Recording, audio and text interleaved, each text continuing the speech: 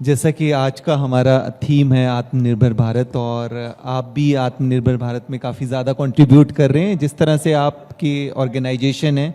और स्पेसिफिकली अगर आपके हम प्रोडक्ट की बात करें तो इसके पीछे क्या आपका उद्देश्य था? आपने स्पेसिफिकली इसी प्रोडक्ट के ऊपर आपने जो है काम करना शुरू किया और इसी प्रोडक्ट के अंदर आपने काफ़ी ज़्यादा एक्सपर्टीज़ भी ली और लोगों के बीच में भी ये काफ़ी ज़्यादा पॉपुलर भी है, चर्चित भी है। तो इसके पीछे आपका मेन ऑब्जेक्टिव क्या था? इसके पीछे मेरा मेन ऑब्जेक्टिव यही था कि जब छोटे हुआ करते थे हम सुना करते थे an apple a day keeps the doctor away. जी जी। बट मुझे लगा कि ये एप्पल का व्याख्यान तो हमारे शास्त्रों में कहीं भी नहीं आता। ये एप्पल हमें कैसे डॉक्टर से दूर रख सकता है? क्योंकि मैं आयुर्वेद का व्यक्ति हूँ, मैंने तो यही पढ़ा है, यही सुना है कि आंवला जो है अमृत फल है, तो एन आंवला ए day keeps the doctor away. तो मैंने कहा ये दुनिया में क्या फैलाया जा रहा है? तो मुझे वहां से एक लॉ लगी कि मैंने कहा क्यों ना आंवला पे काम किया जाए। ऑल्दो आंवला पे मैंने कुछ भी नया काम नहीं किया, लेकिन इतना जरूर नया किया कि जो लोग, जो बच्चे, जो छोटे छोटे बच्चे आंवले से दूर भागा करते थे, जी जी जी, वो आंवले पर दोबारा डाइवर्ट हुए।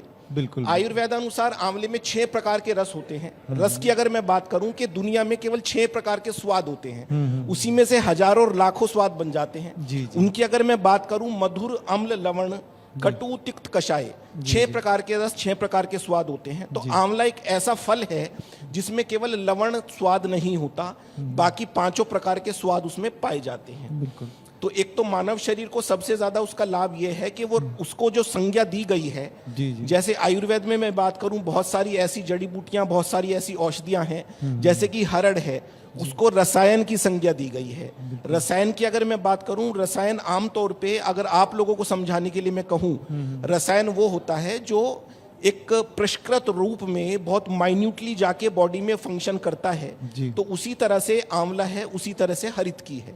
बिल्कुल बिल्कुल। नहीं, आंवला के बारे में जैसा हम आमतौर पे बात करते हैं कि ये एक इम्यूनिटी बूस्टर के बारे की तरह इस्तेमाल किया जाता है, पर आंवला के अभी बहुत तरह के प्रोडक्ट आ गए हैं मार्केट के अंदर। तो आपका प्रोडक्ट और जो मार्केट में, मतलब हम डिफरेंशिएट कैसे करें कि जो मैं आंवला खा रहा हूँ वो एक्चुअल में मेरे लिए इम्यूनिटी बूस्टर का काम कर रहा है कि नहीं कर रहा है? तो उसके लिए भी थोड़ा अगर आप हमें अवेयर कर पाएं। हाँ जी, आंवला को हमने बेसिकली मार्केट में एक मिलता है आंवले का मुरब्बा। सब लोग जानते हैं आंवले का मुरब्बा है, लेकिन वो यदि हम कहें कि उसको खाने के बाद लाभ क्या है, लाभ के बजाय उससे, माफ कीजिएगा, कहीं ना कहीं हानि ज्यादा होती है। क्योंकि जिस तरह से वो बनना चाहिए, शास्त्रों में जिस तरह से लिखा गया है, जिस तरह से बनना चाहिए, चूना पानी से निथार के बनना चाहिए, सारंग मधुमक्खी के शहद से बनना चाहिए। सारंग मधुमक्खी का एक वो शहद होता है, 5 प्रकार के बेसिकली शहद के प्रकार होते हैं, शौदरिक, भ्रामरिक। तो भंवरा करके एक प्रकार होता है शहद का, उसी को सारंग बोला जाता है। जिसकी खास बात यह है कि उसका मधुमक्खी पालन नहीं किया जा सकता। वो बहुत ऊंचे ऊंचे पहाड़ों पर अपने छत्ते लगाती है, इतनी हिंसक वो होती है कि उसको पालन उसका कर ही नहीं सकते आप। जी जी, बिल्कुल। तो उससे हम वो शहद बनाते हैं, सॉरी, सुआंवला करके जो हमारा प्रोडक्ट है वो बनाते हैं। सुवासित आंवला उसकी शॉर्ट फॉर्म है। आयुर्वेद में उसकी अलग से एक पूरा प्रोसेस है, उसी प्रोसेस से हम बनाते हैं उसको जी। और चूना पानी से निथार के बनाते हैं। सफेद तिल उसमें हम लगाते हैं, प्रवाल पिष्टी लगाते हैं, अश्वगंधा का एक्सट्रैक्ट लगाते हैं, उसके अलावा गुलाब जल लगाते हैं, केवड़ा लगाते हैं, चंदन का अर्क हम उसमें लगाते हैं। तो वो मानव शरीर की जो 7 प्रकार की धातुएं हैं, 3 प्रकार के दोष हैं, 5 महाभूत है, उनको वो बैलेंस कर देता है। बिल्कुल बिल्कुल। पूरा का पूरा मानव शरीर इसी सिद्धांत पे टिका हुआ है। और वो इस तरह से हमने बनाया हुआ है कि आंवले का जो कायदे से लाभ मिलना चाहिए शरीर को, वो मिले। तो आंवले का जैसे आमतौर पे हम बात करते हैं कि देखिए सर्दियों में तो फिर भी लोग इस्तेमाल करते हैं, पर गर्मियों में थोड़ा उतना इस्तेमाल नहीं किया जाता। तो इसको थ्रू आउट ईयर, पूरे साल अगर इसका इस्तेमाल करना क्या सही है पहले तो? और इसको आप कैसे, मतलब लोगों को इसके लिए और इस तरह के प्रोडक्ट को थोड़ा और इनोवेटिव तरीके से आप कैसे यूथ को खास तौर पे पिच करते हैं ताकि वो इसका इस्तेमाल पूरे साल करें? आंवले के बारे में ही नहीं, मैं बहुत सारे प्रोडक्ट्स के बारे में लोगों के मन में मिथ है, गलत धारणा है। जैसे कि मैं आंवले के बजाय पहले कहूंगा अर्जुन की छाल। अर्जुन की छाल आजकल बहुत लोग घर में लाके खूब यूज करते हैं। तो एक मिथ है आयुर्वेदा को लेके कि लोग बाग किसी भी वस्तु के बारे में, किसी भी औषधि के बारे में जो धारणा बना लेते हैं, वो एक आम जन में जो धारणा फैली हुई है उसे सुनकर बना लेते हैं। जैसे अर्जुन की छाल के बारे में कहा जाता है भैया ये तो बहुत ज्यादा गर्म होती है, इसकी तासीर बहुत ज्यादा गर्म होती है। ऐसा नहीं है, अर्जुन की छाल की जो तासीर होती है वो ठंडी होती है। मैं आपसे ही चलिए एक प्रश्न करता हूँ, खजूर की तासीर कैसी होती है? हाँ, हमारा मानना है कि वो गर्म होती है, इस वजह से हम सर्दियों में ही उसका इस्तेमाल करते हैं। लेकिन खजूर की तासीर गर्म नहीं होती, खजूर की तासीर ठंडी होती है। जी। आप आयुर्वेद का कोई भी शास्त्र उठा के देखेंगे तो उसमें जो खजूर की तासीर है वो ठंडी ही लिखी हुई है। तो इसी वजह से हम लोग कहते हैं कि भैया आप लोग जो दूध में उबाल के खजूर आदि का सेवन करते हैं वो गलत है। अच्छा। कारण उसके पीछे क्या है, बहुत सारे लोग कहते हैं कि सर मैंने आयुर्वेद में ये खाया, मैंने आयुर्वेद में वो खाया, मुझे लाभ नहीं हुआ। अरे भैया आपको लाभ होना ही नहीं था। जो आप आयुर्वेद मान रहे थे वो आयुर्वेद था ही नहीं, वो टोना टोटका था। जो आप कह रहे थे मैंने तो किताब में पढ़ा है, आपने किताब में पढ़ा है, अपने शास्त्र में नहीं पढ़ा है। किताब वो होती है जो बस में बिकती है 10 रुपए की 4। वहां आपने उसमें पढ़ लिया, पहले 4 पन्नों में लिखा रहता है ऐसा कौन सा देश है जहां एक भी पिक्चर होल नहीं है, ऐसा कौन सा देश है जहां भी मच्छर नहीं होता।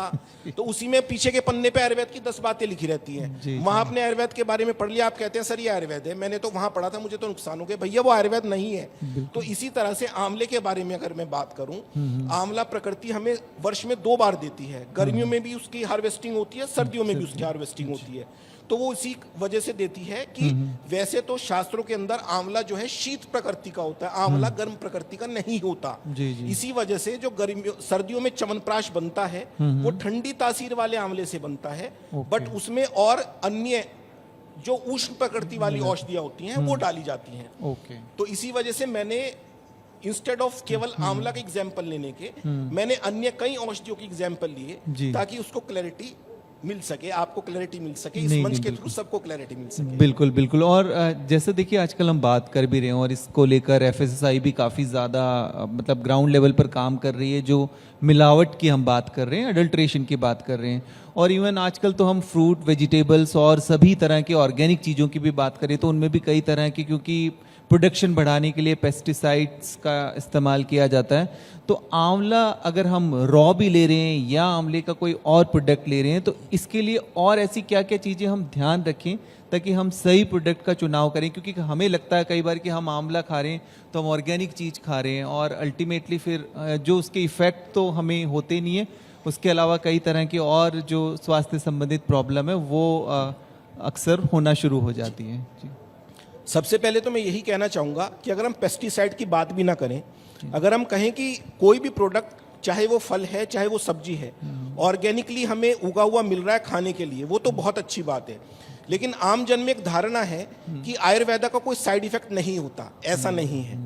आयुर्वेदा का भी साइड इफेक्ट होता है। मैं बहुत छोटी सी बात आपको कहता हूँ, हमने घर में उड़द की दाल यदि खा ली तो उड़द की दाल भी तो एक आयुर्वेद का ही प्रोडक्ट है एक तरह से। वो हम दाल के रूप में खा रहे हैं, वो एक बात अलग है। लेकिन अगर औषधि के रूप में देखा जाए तो है तो वो औषधि ना। तो कई लोगों को उड़द की दाल खाने के बाद जोड़ों में दर्द हो जाता है, तो उसका सिद्धांत लिखा हुआ है कि यदि आप को जोड़ों का दर्द है या फिर आपकी वात प्रकृति है, आप उड़द की दाल और कढ़ी खाना चाह रहे हैं। उसके ऊपर मैंने एक रील भी बनाई थी, वो भी 17 मिलियन व्यूज पे कल ही गई है, बड़ी वायरल हुई है। तो मैंने उसमें बोला था कि पनवाड़ के बीज का छौंक लगा लीजिए मेथी के दाने की तरह। यदि आपको जोड़ों का दर्द है तो आपके जोड़ों के दर्द में वो उड़द की दाल या कढ़ी दिक्कत नहीं करेगी। तो उसी तरह से मैं कह रहा हूँ आपको आयुर्वेद को जानने की जरूरत है। उसी तरह से मैं कह रहा हूँ यदि आपने आंवला की बात की, कायदे से हम किसी भी चीज का प्रिजर्वेटेड फॉर्म उस समय उस स्थिति में खाते हैं जब हमें वो प्रॉपर फॉर्म में नहीं मिलता।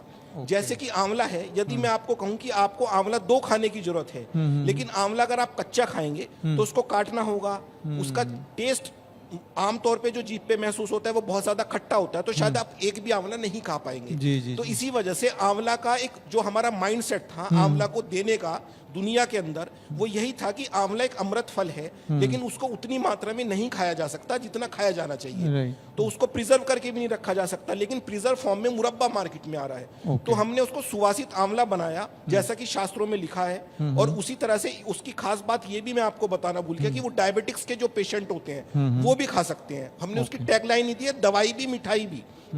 इसी वजह से वो मिठाई के तौर पे भी खाया जा सकता है, वो दवा के 110 रोगों में लगभग वो कार्य करता है। बिल्कुल बिल्कुल। नहीं जैसे अभी इस बार का आई थिंक वो थीम भी था, फूड इज मेडिसिन, जैसा हम बात भी कर रहे थे। और हाँ, आंवले की बात करें तो आंवला क्या हम सीजनल रीजनल कहेंगे? हर कोई व्यक्ति हर जगह आंवला हर सभी कोई जगह आंवला हर कोई व्यक्ति खा सकता है, जी, जी। चाहे गर्मियां हो चाहे सर्दियां हो, बिना इस बात का विचार किया आंवला हर कोई व्यक्ति खा सकता है। ओके ओके, बहुत बहुत धन्यवाद, बहुत बहुत शुक्रिया। और जैसे आपने बात की कि ठीक है, अभी आजकल जैसा हम देख भी रहे हैं, सीज़न में इतना सारा ग्लोबल वार्मिंग बढ़ रही है, हम लोगों की इम्यूनिटी भी डाउन हो रही है, और आंवला जिस तरह से एक इम्यूनिटी बूस्टर के तौर पे इस्तेमाल किया जाता है, और आपने उसको बहुत इनोवेटिव तरीके से, बहुत इन्फॉर्मेटिव तरीके से यूथ तक आप सोशल मीडिया के ज़रिए भी उसको पहुंचा रहे हैं। आत्मनिर्भर भारत के भारत 24 के इस प्रोग्राम में आपका आने के लिए बहुत बहुत धन्यवाद, और हमारे सबको दर्शकों को अवेयर करने के लिए बहुत बहुत शुक्रिया।